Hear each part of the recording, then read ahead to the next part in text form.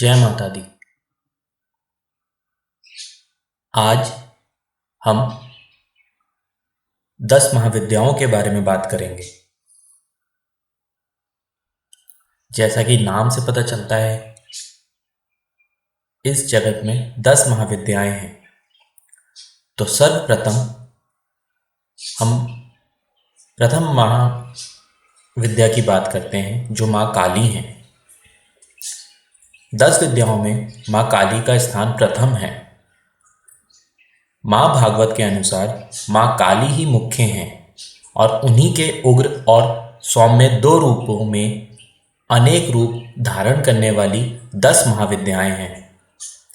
विद्यापति भगवान शिव की शक्तियां, ये महाविद्याएं अनंत सिद्धियां प्रदान करने में समर्थ हैं। दार्शनिक दृष्टि से भी काल तत्व की प्रधानता सर्वोपरि है। इसलिए माँ काली या काली माँ ही समस्त विद्याओं की आदि हैं, अर्थात उनकी विद्या में विभूतियां ही महाविद्याएं हैं।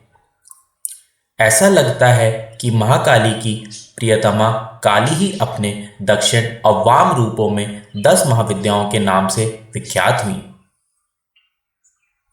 माँ काली ही रक्त और कृष्ण भेद से के 2 रूपों में अधिष्ठित हैं। कृष्णा का नाम दक्षिणा और रक्तवर्णा का नाम सुंदरी है। कालिका पुराण में कथा आती है कि एक बार हिमालय पर अवस्थित मंतम मुनि के आश्रम में जाकर देवताओं ने महामाया की स्तुति की। स्तुति से प्रसन्न होकर मतंग वनिता के रूप में भगवती ने देवताओं को दर्शन दिया और पूछा कि तुम लोग किसकी स्तुति कर रहे हो। उसी समय देवी के शरीर से काले पहाड़ के समान वर्ण वाली एक और दिव्य नारिका प्रकट हुआ।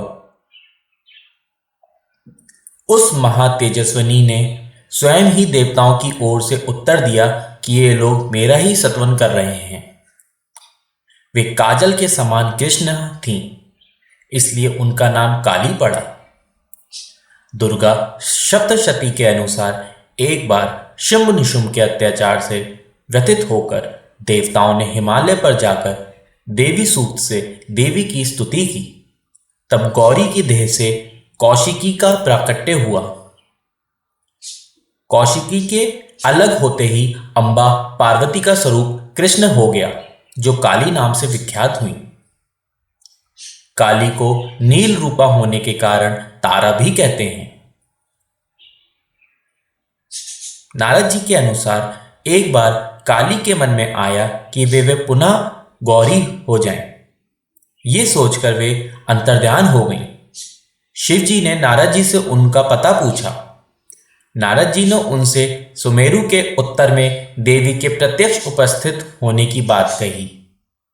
शिव जी की प्रेरणा से नारद जी वहां गए। उन्होंने देवी से शिव जी के साथ विवाह का प्रस्ताव रखा। प्रस्ताव सुनकर देवी क्रुद्ध हो गई और उनकी देह से एक अन्य शिव विग्रह प्रकट हुआ और उससे छाया विग्रह त्रिपुर भैरवी का प्राकट्य हुआ।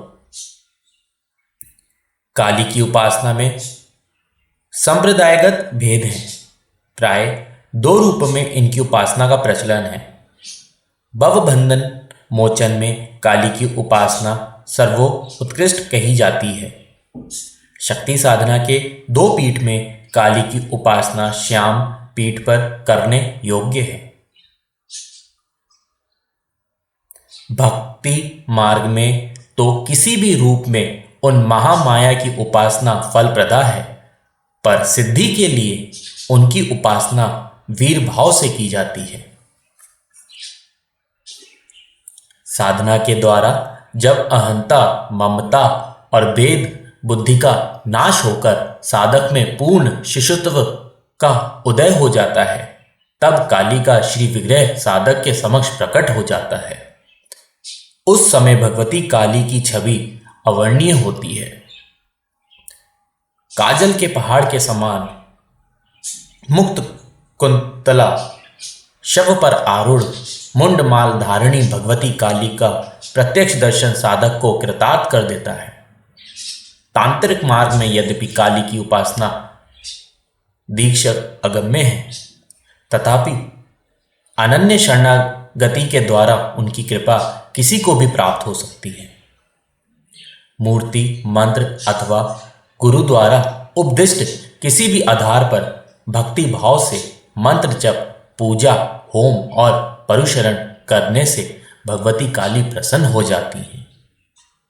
उनकी प्रसन्नता से साधक को सहज ही संपूर्ण अभिष्टों की प्राप्ति हो जाती है।